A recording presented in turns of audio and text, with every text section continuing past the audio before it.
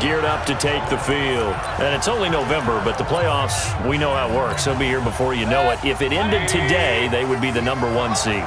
And that's a great spot to be in, but I love the phrase, if it ended today. And I'll guarantee you, that's what they've discussed in their locker room, in their meeting rooms. Yeah, we know where we'd be if it ended today, but we also know it's not ending today. Right. So they've got to continue to pick. And it's a fumble. And it's picked up by the Steelers. And they'll take over inside the 45 at the 44-yard line. Good job, team. Good job, We have seen this before.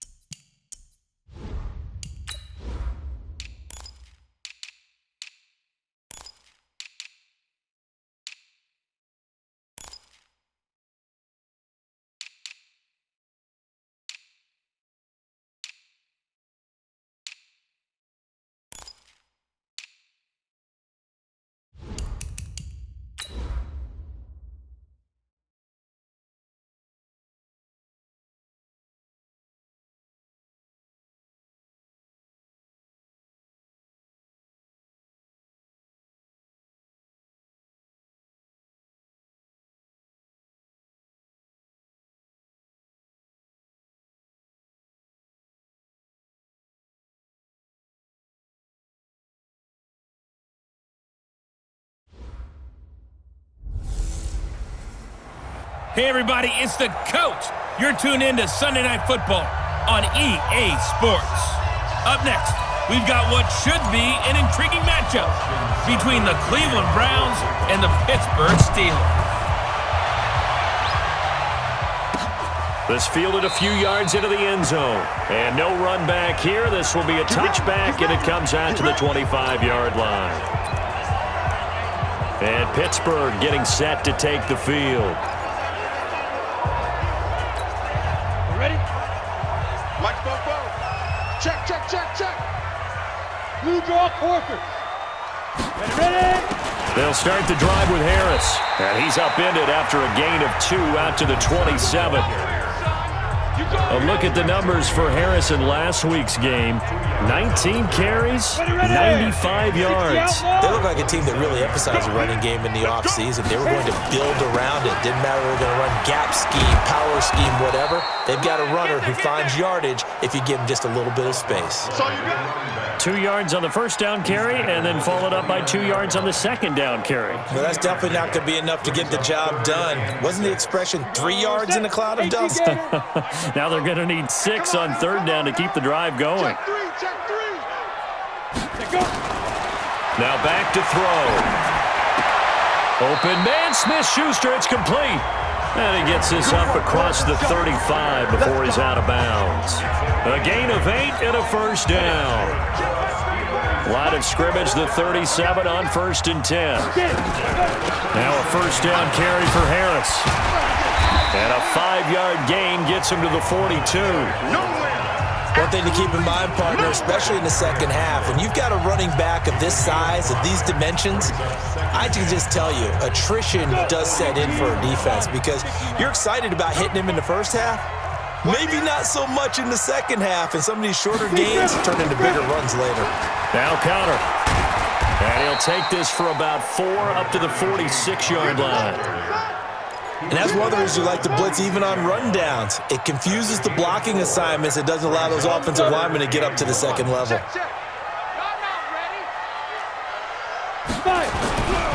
They'll drop to throw. Rush coming, and he's taken down. Sione Takitaki. In there to get him for a loss of 9 yards, and that also leads to 4th down. It always helps for a visiting team to come in and set the tone on defense. In fact, when we talked with them prior to the game, they said they wanted this home crowd to feel like they had to hide their valuables when they were in town. Well, the home crowd quiet now early. See if their offense can take over and get some points on the board.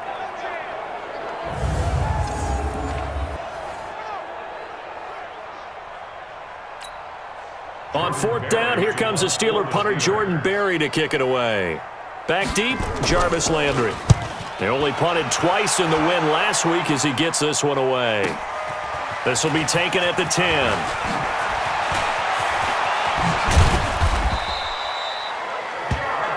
10. It takes a touchdown-saving tackle to bring him down as he goes 32 yards on the return. And the Browns will take over 1st and 10.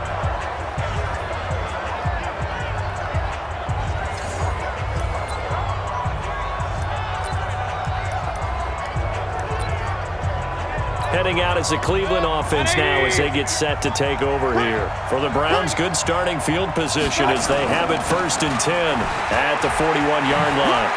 And he's got some space here.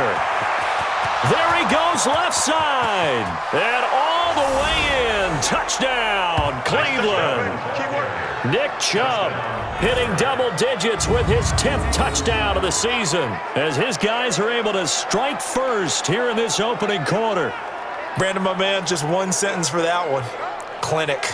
And that's what they've done. They lead the league in points per game this season, but it's been quick strikeability as we saw on that drive. I think they're actually intimidating defenses because they're back on their heels right away, wondering where it's going to come from, how they're going to hit them. This group is well organized, well coached, and extremely confident in what they do. And his kick is no good. An inauspicious start here kicking-wise as this one stays a 6-0 game. So with the missed PAT in his rearview mirror, he goes back out to kick this one off. That's fielded in the end zone. And no run back here. This will be a touchback, and it comes out to the 25-yard line.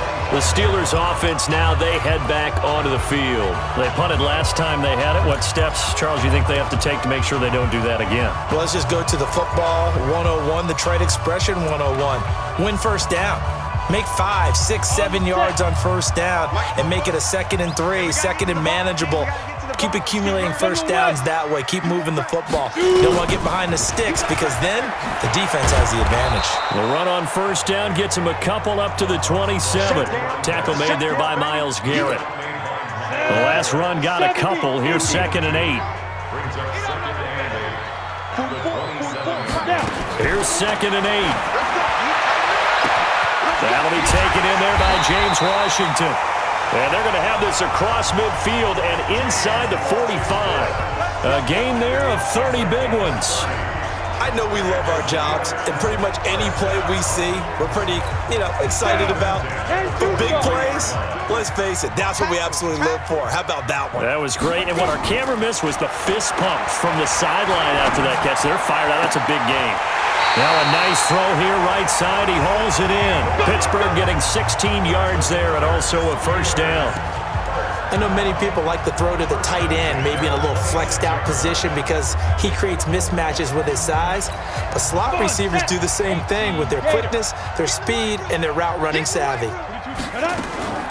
This is Harris on the draw. Sharp there with his feet, gets him a little extra space, and then drop just inside the 20. 7 yards on the pickup there, and it'll leave him with a 2nd and 3. Brings up 2nd and 3 at the Browns.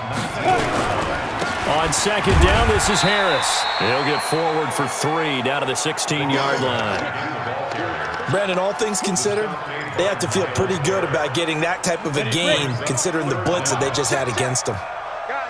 Situation. Let's go. Ready? He'll try and run forward with counter. He's not going to get there. That won't even be close. It was blown up in the backfield. Tough sledding. They lose a yard there on 3rd. Plays like we just saw there, that's why they're up right now. And the defense, they're doing their job. Yeah, it starts with the guys up front. So when you talk with GMs or putting together a team, a lot of them say we're going to build from the inside out, because if you control the line of scrimmage, you control the rest of the ball game, and that's what we're seeing here. They're actually playing in the offense's backfield, not necessarily just playing at the line of scrimmage. So the drive stalls out inside the 15-yard line, but they do get 3. And I've talked with enough players nowadays, and when they have these types of kicks, that no one says to their guy, hey, that's just like making an extra point, piece of cake. Because the extra point is not a piece of cake anymore. But kicking a field goal from that distance, just give him confidence and let him knock it through. The offense trots back out there. Let's turn our focus now to Nick Chubb. And now the 1,400-yard mark eclipsed, a touchdown on that last drive.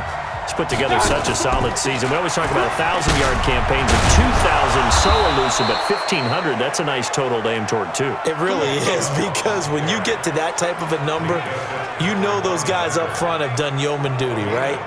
And what we don't give them enough credit for is not just the initial blocks that they make.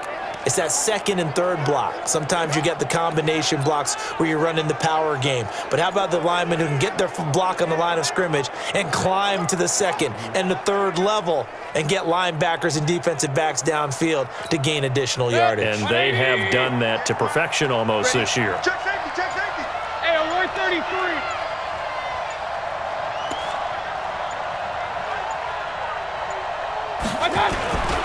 They run again on first down, Chubb. A gain of 3, second down. When we see those runs to the perimeter, when we see those runs to the edge, we think about big breakers, don't we? In this case, it was a modest gain, but it does open up possibilities here on second down. 3 yards on that last carry. Here's 2nd and 7. Mayfield hands to Chubb on the draw. And a minimal gain here as he's up to about the 47-yard line. 3 yards on the pickup. That's going to set up an interesting third and about 4 to go. Well, if the coaching staff's doing a good job upstairs, they'll file away what they just saw from the defense right there. They sold out to stop that running play. I'd say keep that in mind. They want to try that again. Go play action, hit them over the top. Mayfield looks to throw. It's caught inside the 25. And all the way in. Touchdown, Cleveland. Odell Beckham, his 6th touchdown of the season. And the Browns are going to tack on to their advantage. So on 3rd and medium, they dial up the pass, and it works to hit the end zone. And it's really not a surprise to me. That's a throwing down in the NFL because of how tough it is to run the football. But what offenses like to do is still show run formations to make them respect it.